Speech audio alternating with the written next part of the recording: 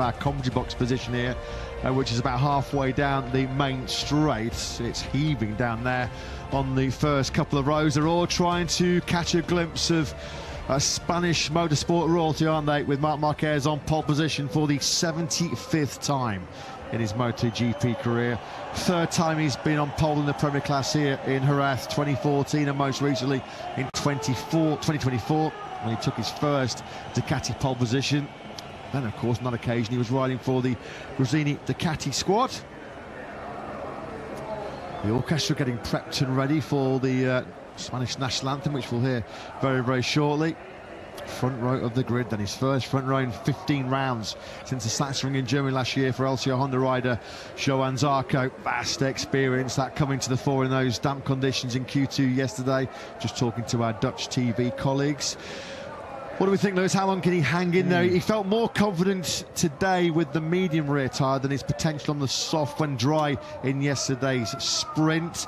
I mean, regardless of where he finishes, because of the fact he's on the front row grid, he's got a big part to play in this Grand Prix. Yeah, I think he could potentially aim for a top 6 from there, can Johann Zarco, but we got a bit of a window in the sprint yesterday, didn't we, as to what kind of role Johann Zarco could play, because it took, in particular, Fabio Di Giannantonio a long time to clear him.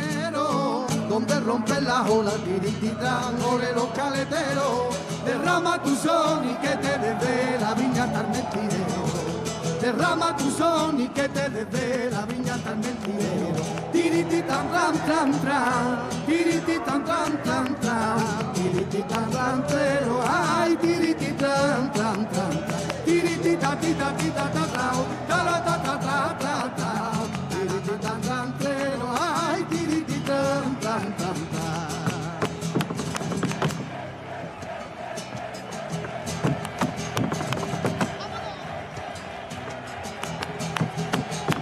Well, in this part of southwest Spain, this region of Andalusia is world-renowned for sherry, for equestrian, and in particular for flamenco, as we're getting a great demonstration of at the front of the grid right now. Let's go down, though, back onto the grid and get some thoughts from Tech 3 KTM boss Nico Goyon, who joins Jack. Yeah, myself and Nico, we're not dancing away just yet, despite enjoying the music, but I feel like you could be in about 45 minutes' time, because Anea Aki has just told me has been the leading light for KTM, which hasn't always been the case in his time with the Orange Factory. So a real strong weekend. He must be pretty confident for his chances here.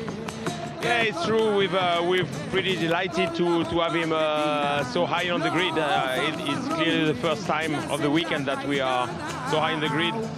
We made a clear step in Austin, and we all hope that this weekend would be good. And to be honest, Enea is doing a great weekend. He's leading the KTM field, as you said. Yesterday in the sprint, he showed a great pace. Before the rain and all this chaos, he was in a let's say he was in a strong pieces.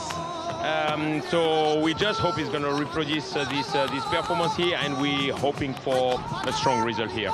Just very quickly, of course, just one rider, Maverick Vinales, continuing his recovery, all on course to see him return at the French Grand Prix.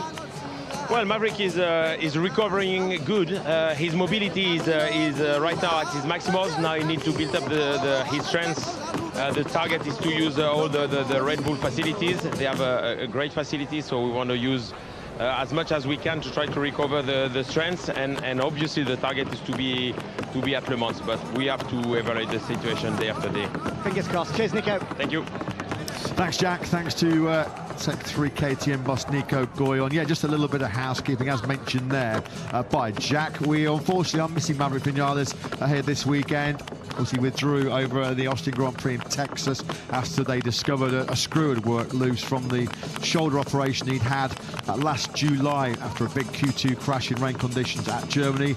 Maverick sidelined then from his home Grand Prix here in Jerez. Plan A, of course, was to replace him with Pol Espargaro, the injury replacement, and then got injured himself. So no Pol Espargaro as well. So we wish Maverick a speedy recovery. Sounds like he's going to be ready for Tech 3's home Grand Prix in Le Mans in a couple of weeks' time. And we also send our very best wishes to Alicia Spargaro, who had a very heavy testing crash recently at Sepang in Malaysia. Broke a number of vertebrae in his back. He's at home now recovering, so we certainly wish Alicia well, because he would have also been in line for an appearance here as a wildcard this weekend. We do have 2 wildcards representing Yamaha. On experimental updated V4 M1 is Augusto Fernandez, and also, as you've seen, because he was caught up in that tangle with Toprak Razgatlioglu in the sprint yesterday, Lorenzo Savadori is also back in action this weekend, wildcarding on an RSGP. Aprilia, as always, labelling his motorcycle this weekend a bit of a lab bike. Savadori, actually, some interesting news he revealed early on this weekend. He's going to be staying put here in Andalusia because he's testing the new Aprilia 850 here on Wednesday and Thursday as the Noale factory look to get their new era motorcycle up and running for the first time on track. Perfect timing then to go down to Aprilia boss Paolo Bonor. No look at all in yesterday's sprint for Bez and for Jorge Martin. Great chance though, surely, of them figuring prominently at the front here this afternoon. Let's get Paolo's thoughts for Jack. Yeah, day to forget yesterday for the Aprilia squads, but looking forward to this one, Paolo. Marco seems to be in the fight, although the Ducatis do look strong. At what point will Marco start to think about the championship today? Yeah, no, too early to think about the championship. The goal is to think race by race. So we forgot fully what happened yesterday. To be honest, his mind is full.